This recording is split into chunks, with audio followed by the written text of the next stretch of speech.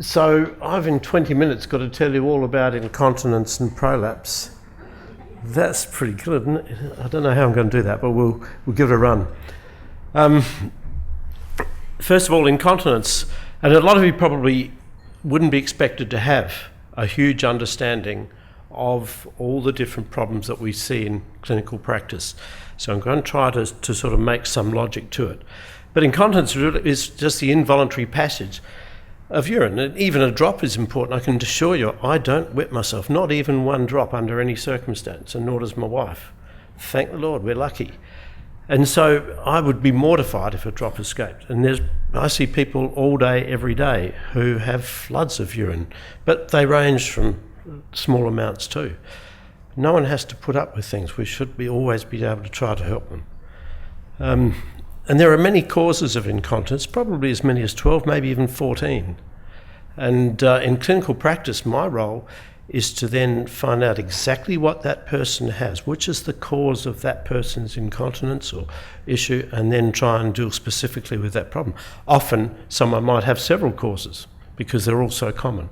So as we go through this, we'll just point out how we can try and best find out or clarify that issue. Who's a urogynaecologist? We're a strange breed.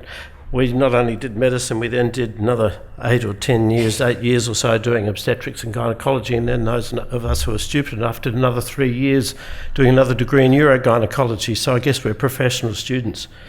But you never stop learning, and the sort of more you know, the more you need to know, almost.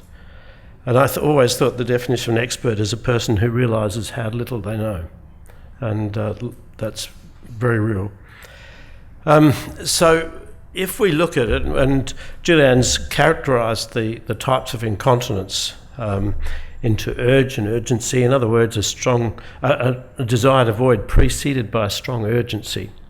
And that may or may not be associated with incontinence. Some people differentiate between wet and dry overactive bladders and urgency. I can put it to you that if someone's got a lot of urgency, if you lock the toilet door for an hour, they'll wet themselves. And so I think that's a very vague sort of terminology. Stress incontinence, the definition of that is the involuntary passage of urine at the time of raised intra-abdominal pressure. We think about that, that's with a cough or a sneeze or a jump, that sort of thing. Okay. Overflow, it's just what it is. If the bladder's not emptying itself properly and gets overfull, it may just start to dribble out.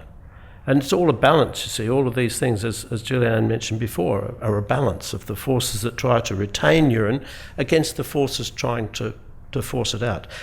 And when we're talking about urine, almost the same principles apply to the bowel as well. Okay, mixed is when you have someone who says they wet themselves when they exert themselves, but also have to go very urgently to the toilet.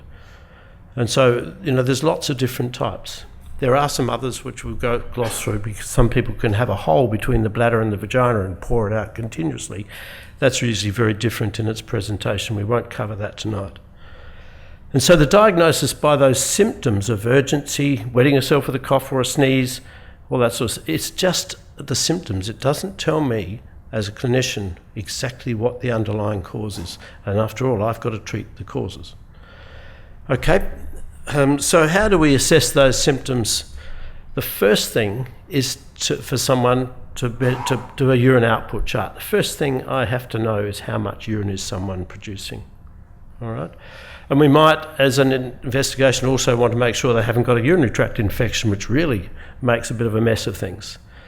And we also want to make sure that the bladder emptying is complete.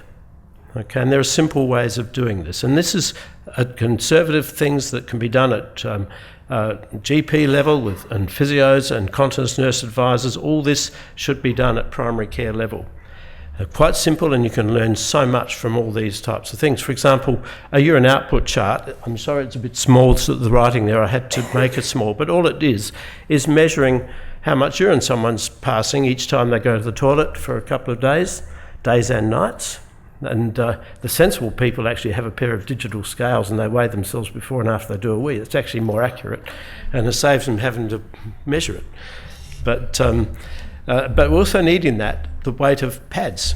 Now, a dry pad weighs nothing, but some pads can hold huge amounts of urine. So the urine output is not only what's measured, but also what's in the pads. And so part of this is on the end column there is how much, and you don't weigh each pad, you just put them all in the same plastic bag and weigh the plastic bag at the end of the 24 hours. And the weight of that bag in grams is equal to mils of urine. Very simple, and it gives the complete picture. So that is the single most important investigation almost to undertake. And when I talk to GPs, I point out to them, someone will often say to you when they're seeing you for a consultation, at the end of the consultation, oh, by the way, I've got these waterworks problems, I wet myself a bit. And I said, what you should say to the person is, go off, take this chart, go off and come back and see me in 2 weeks' time with that output, a few days of output measurement, and then we can sit down and talk about it. Because what you find out from that is how much urine someone's producing in 24 hours, how much the bladder's holding, all sorts of things. Most important investigation of all. When I'm talking to people, when I'm seeing someone for the first time with incontinence issues, I try to present to them a very simple approach. And the first of that approach is how much urine you're making, which is where that urine output chart comes in. The second thing is, well, is the bladder capable of storing that urine? Logical, isn't it? The urethra is the little tube you piddle out of. So the next thing is the urethra capable of holding itself closed? Because it has to. While the bladder fills up with urine, the urethra has to stay closed. Third thing is that the urethra in the correct position, and that will become obvious later, because if it's torn away from its supports, often by childbirth, that can lead to incontinence as well. And the last one is there a physical problem like a hole between the vagina and the bladder and the vagina. If you think about it simply, and then I go a bit further and explain what each of these things are, so then we move on to the urine production. And all this business of drinking 8 glasses of water a day and 2 litres a day, that's perpetrated by the people who make bottled water and is really good for my business because there's nothing more that makes people wet themselves than doing that.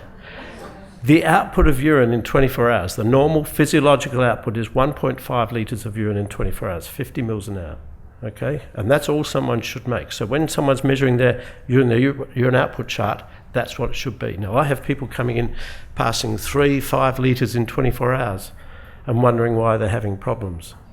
So again, you can see how important that simple output chart is. Okay, but if someone is putting out a lot of urine, is it bad habit because every glossy magazine's told them to drink gallons of water, or is it diabetes? And so we pick up 5 diabetics a month in my practice, new diabetics, just because they've got excessive urine production. Very important stuff.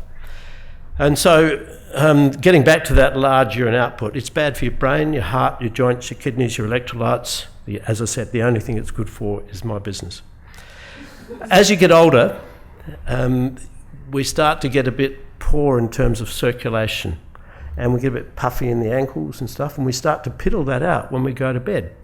And so as older people start to have a bigger urine output at night, and that's a problem if they've got some other cause of incontinence, because it means they have to get out of bed at night, and that's dangerous.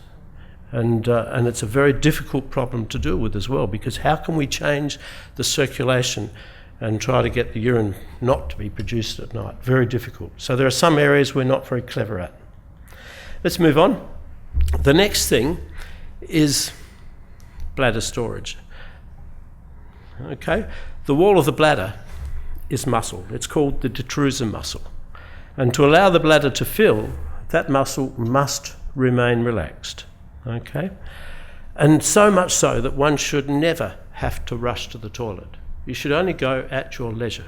So in other words, if you're busting to do a wee on the way home, putting the key in the door, and some bugger like me locks the toilet door, you should be able to say, oh, that's fine, I'll come back in 2 hours. Okay? I can do that. Still. Cynics in the front row. And I can tell you, my wife won't thank me for this, but if she was working at my rooms, which she does from time to time, she would go to the loo at 7 o'clock in the morning. She'll go when she gets home at 5:30. But even then, she'll kick the dog, put the shopping away. The last thing in the world she'll do is go to the toilet. That's what's normal. You should never have to rush to the toilet, assuming a normal urine output. Okay? So probably many people here aren't that lucky. Okay.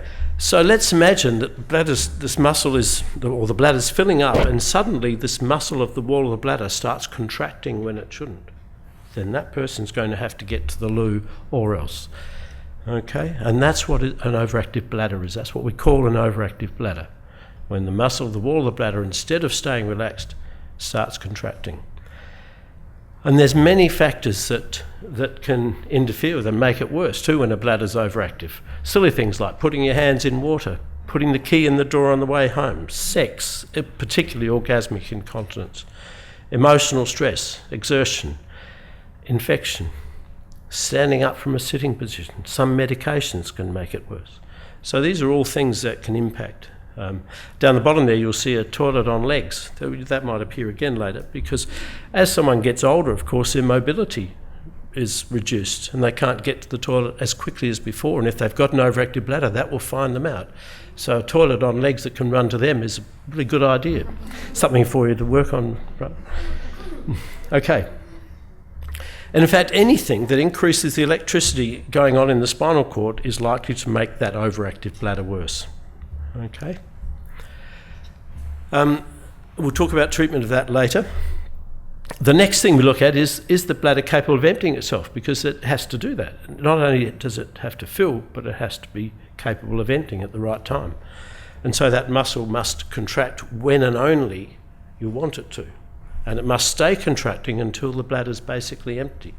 Mind you, it's never empty. As soon as it's empty, it's got more in it, because urine is constantly trickling down from the kidneys into the bladder. But once it's empty, it should instantly relax and start the next filling phase. So it's got to be able to contract, it's got to sustain the contraction. Now, sometimes it doesn't do that, and that contraction may fade out early, leaving a large amount in the bladder.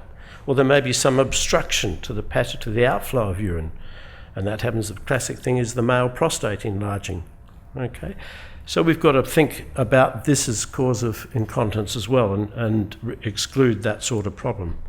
I'm not going to spend a lot of time on that, but some of the common causes in the female, bear in mind that I'm a urogynaecologist, a postnatal situation where someone has a huge amount of urine production after delivering baby. Often you see pregnant women with a lot of fluid, a lot of puffiness in the legs and stuff, and they pee that out in the first 24, 48 hours. That can put a big load onto the bladder, especially if they've got an IV, drip in, and they've had an epidural or something like that. So excessive fluid intake at that time, the epidural pain relief can make the bladder stop working properly. So there's lots of different reasons why someone might have that problem. And post-operatively, everyone, when someone has major surgery, we all expect them to have trouble with constipation and difficulty with bowel. It's the same thing with the bladder. So most of the time I get called to people having trouble piddling after operation. It's not after an incontinence operation, it's after a hip operation or a finger operation or a toe operation or a laparoscopy. Not related, except in the sense that they need pain relief, and often they've been filled up with too much fluid again. Okay, and some people have problems before operations anyway, but we'll skip over that. And the main cause is that the detrusor just doesn't contract properly, but that detrusor is the name of the muscle of the wall of the bladder. And prolapse can also make it difficult to empty the bladder. Okay, but otherwise, prolapse and incontinence are not actually related. Okay, that's worth thinking about. All right. Medications, of course, we always have to include, and whenever we're assessing someone, it's just fundamental to look at the other things that they're on and being treated for. Okay, so let's move on from that, and we'll talk about the ability of the urethra to hold itself closed. We just call that urethral competence. And there's a muscle that wraps around the urethra. Okay, you can probably see that there. And that is an involuntary muscle. You're not aware of that. The midbrain keeps that tightly closed, the same as it should keep the bladder relaxed. Okay, but it does weaken, and as Julianne said, it weakens with increased age. It also weakens with the lack of estrogen following the onset of menopause, and that can be quite dramatic.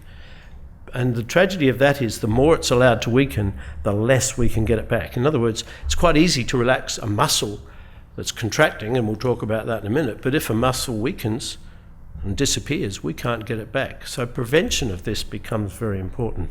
But this is an involuntary muscle. This is not the voluntary muscle of the pelvic floor that we're talking about. Okay, And there have been circumstances in the past where a common neurological procedure was to stretch or cut the urethra. Don't ever let anyone do that to you. That amounts to a criminal assault. Okay? Very, very important. Okay, so move on from that. I've got here a thing called rotational urethral descent. You're probably wondering what on earth's all that about. Well, the urethra, and when this problem exists, we call it stress incontinence, which you've all heard the term, I'm sure, and everyone thinks that whenever they wet themselves, they've got stress incontinence, when probably they haven't, which is interesting. The urethra is fixed in a position behind the pubic bone by some ligaments called the pubo-urethral ligaments that go from the back of the pubic bone, which is here, to the urethra, the pubo-urethral ligaments. Now, they're often torn by pushing babies out. And if they're torn or disrupted in any way, then clearly the support to the urethra is in there. It's going to fall down. Then the only chance of getting some support to it is the pelvic floor muscle, because it's lost its ligamentous support. And then when it does fall down, that changes the pressures there to cause a leak with a cough or a sneeze or a jump. Just that impact type incontinence. And this here you can see when someone's coughed how that has come down. Okay, there's actually sound with that, but I think we've turned the sound down. And when that happens, that leads to that incontinence with exertion. And that's what we call stressing. That's the condition of stress incontinence, which is what, as a clinician, I need to treat. Okay? So let's get on to the management of all these various problems. What we've talked about so far is the things that can go wrong. How are we going? We're up. Management, we're going to look at all these individual problems, and all of them, though, benefit from conservative management. And this should be done at primary care level. Nurses, incontinence nurse advisors, physios, GPs should all be instituting these management strategies. For a start, there'll be lifestyle changes. And these probably sound very sensible. Reducing things that might stimulate the bladder, like caffeinated beverages. Working on the pelvic floor structure and function is just paramount to improve that, because that's the last line mechanism of control. The better the pelvic floor, the better everything is. I don't have to labour that. Retraining the bladder is used in some circumstances, but when a bladder is overactive, you try and retrain it, you won't be successful until you start to get control. Pharmacology. There are certain things that we treat with medications, okay, and other problems that we treat surgically. And with surgery, there are different types of operations depending on the type of problem. The lifestyle changes. Oh, there's that toilet on legs again. Yeah, we'll have to manufacture that. A robotic toilet, eh? They go with these things are obvious. Now, other conservative strategies, well, make sure the urine output is normal, that it's 1.5 litres in 24 hours, okay, and not more than that, okay? If it's up to 2 litres, fine, but you just got to be careful not to allow it to get beyond that. And that's where the urine output chart becomes very important as the first, I call it the first management treatment, because you learn so much about the whole situation. You've got to treat other medical conditions. If someone's got diabetes, if they've got high blood pressure, all these things need to be treated appropriately along with the continence issues. In other words, we're not just treating someone who's wetting themselves, we're treating a person who has a lot of problems that all act together to make this the situation that they've got. Review their drug therapy. Very important. There's a common use of a preparation for high blood pressure called mini-press or prazosin. What that does is stops the urethra from holding itself closed and opens it up. So it's like turning on a tap, especially in a female. It's used in males if their prostate's a bit enlarged to relax the urethra in a male to facilitate passing urine. But in a female, it's like turning on a tap. My mother passed away this year, bless her soul, but some years ago she was put on a blood pressure tablet, and I went to see her and she said, I've been put on this new tablet. And she said, it's prazosin mini-press. I said, oh my God, you'll be wetting yourself stupid. And she said, is that what's causing it? And she stopped it and she was dry within 48 hours. So it just shows how significant these things can be. We've got to look at all aspects. Now, if someone's got a bladder that's overactive, they might well need treatment with medication, and we've got quite a number of different medications available now. So these are sort of in order of manufacture, really. Oxybutynin, Ditropan has been around for a long time. It has lots of problems with side effects of a dry mouth, which some people find intolerant, but it's very individual. I've got some people who can't tolerate half a tablet twice a day with a dry mouth, and others are on 5 tablets a day and not getting any dry mouth. So individual differences are massive. The Ditropan, the oxybutynin, comes in a patch form as well, but then 5 to 10% of people react to the adhesive on the tape and on the patch and can't use it for that reason. It's a very, very low dose, more useful probably in combination, but it's something that's out there. The others, Detrusitol, Enablex and Visicare, you might have heard of. They've been around for quite a long time now. They're a bit more specific than the oxybutynin, but they're also more expensive. The only ones on the PBS, for reasons that remain obscure, are oxybutynin and oxytrol patches. And realistically, they're the ones that probably, or the oxybutynin tablets shouldn't be on the PBS, the others should be. It's crazy, isn't it? But we live in a crazy world. Betmega is a new preparation that doesn't cause any dryness of the mouth. It works in a very different way from the others and is more specific in terms of keeping the bladder relaxed rather than stopping it from contracting. Okay, subtle differences there. And a lot of people might have been put on NDEP. NDEP, or before that, Tofranil. It's an antidepressant, a tricyclic antidepressant. But it has a side effect that works in the same way as the other medications apart from Betmega in terms of relaxing the bladder. So these medications are all aimed at keeping the bladder in a more relaxed stage or state. And if medication fails, then we'll look at other options. And the thing that I would be more likely to do would be to put a sacral nerve, a pacemaker basically, in to control the bladder. And many people haven't heard about a pacemaker being used to control a bladder, and yet I've been putting them in for 21 years. And that controls both the same urgency with the bowel. That's exactly the same problem as urgency with the bladder. And so about 80% of people I have with bladders that are overactive also have the same urgency with the bowel. So it controls both. And then there's also Botox, which is sexy, so you read about that in the paper with good-looking females draped over doctors. It's always sexist, isn't those ads? But we'll go through that in a minute. Now here's the lead that we put in for a pacemaker, and just out of interest. And the little grey bits here, the black bits, are the electrodes. And these little fronds here are just aimed at holding it in place once we've slipped it in. Where do we put it? Well, that's a pacemaker itself attached to the lead. Pacemaker actually sits here in the back, and the lead goes in here in the butt, in the third sacral foramen, and stimulates the third sacral nerve. That's the nerve that controls bladder and bowel function, or mediates the control from the brain and spinal cord. And that's one with the lead in position. Probably not the position, we'd probably change it a bit, that's an old picture, but I put that on in a hurry. And is it difficult? No, it's as easy as a walk in the park.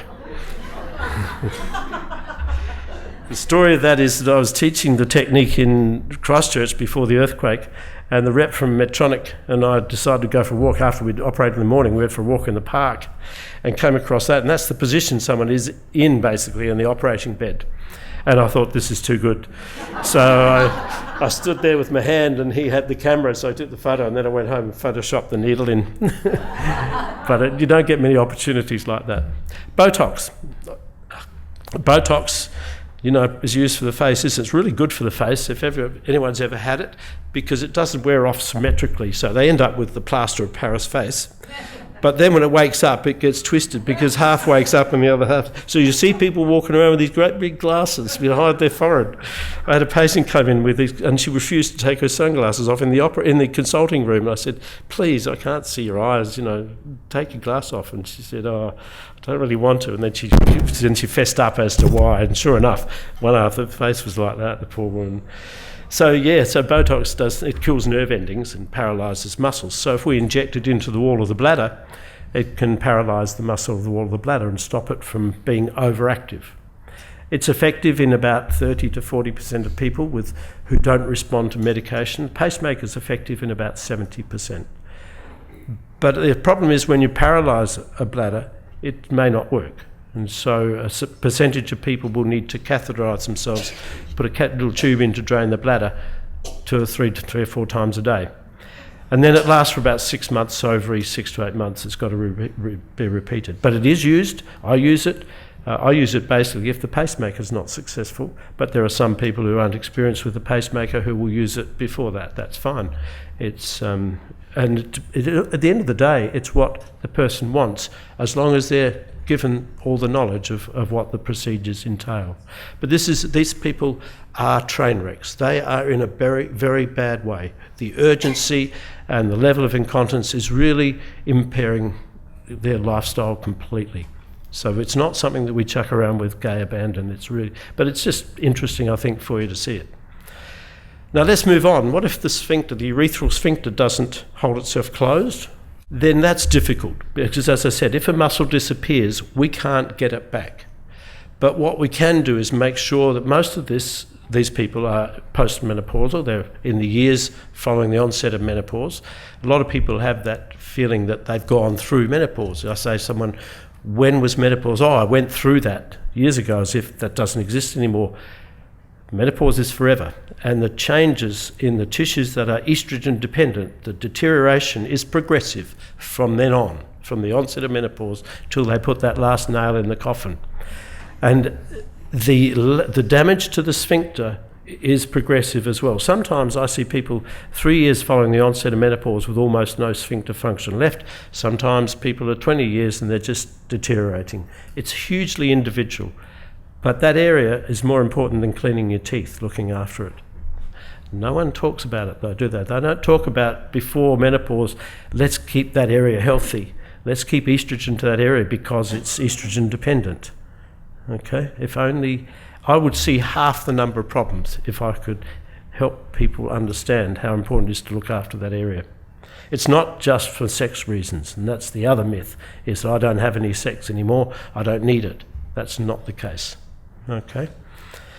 Sex is a good reason for it too, mind you, but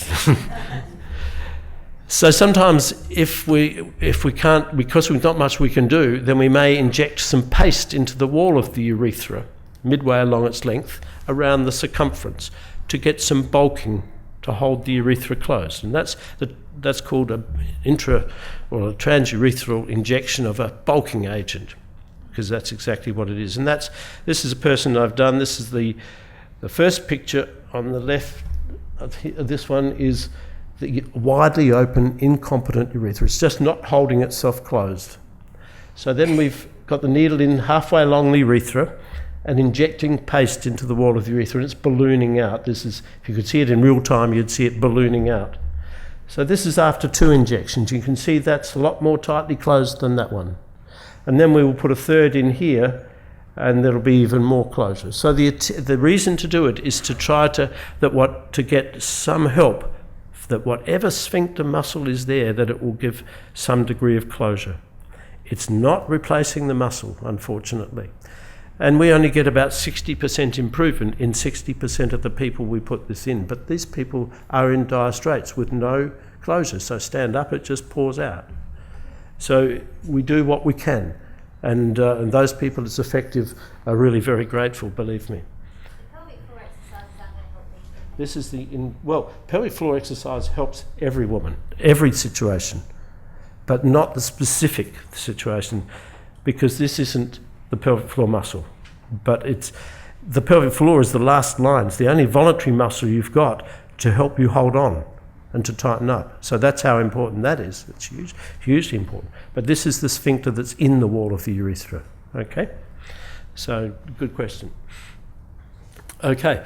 Now, what if someone does wet themselves with a cough or a sneeze? Clearly, we're going to look at all the conservative options.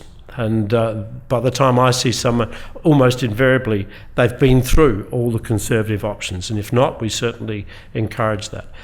We will try to help the tissues if the person is postmenopausal, but a lot of people aren't. we will then often have to consider the surgical options. And the aim is to try, we can't recreate those ligaments that were torn. They've gone. So we have to try to support the urethra physically more than the pelvic floor can do it, up there behind the pubic bone. And so these days we use various different types of tapes, and there are several available. They sit either around the urethra, as you can see in this picture here. Some come up outside the skin at the top of the pubic bone here. That's the older ones. More recent ones sit in a different way and come out much lower, not above the pubic bone up here, but down here, just lateral to the clitoris, quite a bit lateral, but that sort of area. And then even newer ones, which are single incision slings, just smaller, that just sit, as you can see there, where the yellow is the tape, just sitting here. So we're lucky that we have these different measures that have proven to be very effective, and we haven't got long-term results beyond about 12, 15 years, because that's how long they've been available. And they're, like any operation, if it's done incorrectly, there are problems. Beforehand, before we had this, we had to do fairly major surgery to actually operate above the pubic bone to fix the urethra back up that way, and it was much more major. But we're very lucky that we have these particular tapes and things available. They're not without problems. Nothing's without a problem, and they've got to be done correctly, obviously. But if we can summarise this, as far as this goes, because and I've forgotten, we've got to talk about, I've got 5 minutes to talk about prolapse, is that right? 2 minutes, hell. Okay, so we've already sort of talked about all these things, so I'll skip over this because we'll just go into prolapse. I forgot we had the prolapse. Prolapse is the downward descent of an organ. That's a separate issue from incontinence, all right? And there are 5 different types of prolapse. We've already seen pictures of prolapse tonight, and a person may have any one or any combination. And the symptom is that the person's aware of a lump coming out of the vagina. But sometimes we might examine someone and see there's a bit of prolapse. That doesn't matter. As Julianne said, it's only when that prolapse becomes a problem for that person. Okay? It's common, 50% of women who push a baby out will have a degree of prolapse. Some people will have it even if they haven't pushed a baby out. 30% of those people, of those 50, will need treatment. Okay? And treatment sometimes isn't successful. Just looking at this, you can see how straight the vagina is here. Okay, there's no prolapse there. We'll just flick through these. Here's a prolapse. This first one of the bladder coming down. Okay, that's this one. Here's someone whose bladder's coming down, but so is this person's urethra. So this person we would expect to wet themselves with a cough or a sneeze. Here's someone whose uterus has decided to bungee jump down and out. And the rubber bands are the ligaments that normally support the urethra. And they've been stretched and torn, allowing the uterus to bungee jump down and out. Different grades of severity. And someone here has got a different type of prolapse, same appearance, but this time it's the rectum bulging forward. All right. The 5th type is where the tummy contents herniate down between the uterus and the bowel and enteroceal. Different types of prolapse. I'm just putting out that difficulty starting a poo is one of the reasons, one of the symptoms. So let's just move on, because we've mentioned all of that. Causes are childbirth, obesity, heavy work, chronic cough, increased abdominal pressure from tumours and lumps and things. Reassurance is important, but always conservative options. We never really say nothing. And so the pelvic floor options, which we've covered today, are important. Support ring pessaries are often used. We use them quite a lot, and there's a sample of some of them that sit in the vagina and support the front wall of the vagina and the top of the vagina, but not well do they support the back wall. Now, this is an orangutan with a big prolapse, so it's not just women who get prolapses. And those who've worked on a farm will know that farm animals get prolapses too. And that's not to shock you, because this is treated with a ring pessary. And see how much better it is with the ring pessary in? So it just goes to show conservative options can help every situation. I'm not trying to shock you with that. I think that's a very important photo because it shows you how much we can do to simply help situations. And the type of surgery depends on the type of prolapse. Each prolapse will be treated differently. Some through the vagina, some through the abdomen. How long does it last? Well, 30% recur. So we're not very clever, but we're dealing with very weak tissues. Should we use mesh in the vagina? Apart from the operations done through the tum, the answer is no, basically. Okay. Why does it recur? Because we've got weak tissues, trauma, comorbidities. People who've got asthma are going to cough it down again. All that sort of reason. Okay.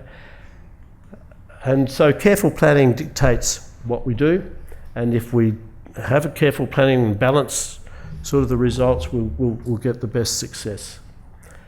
But it will come down, but if we've counseled people, then hopefully we won't get egg on our face. And we'll stop right there.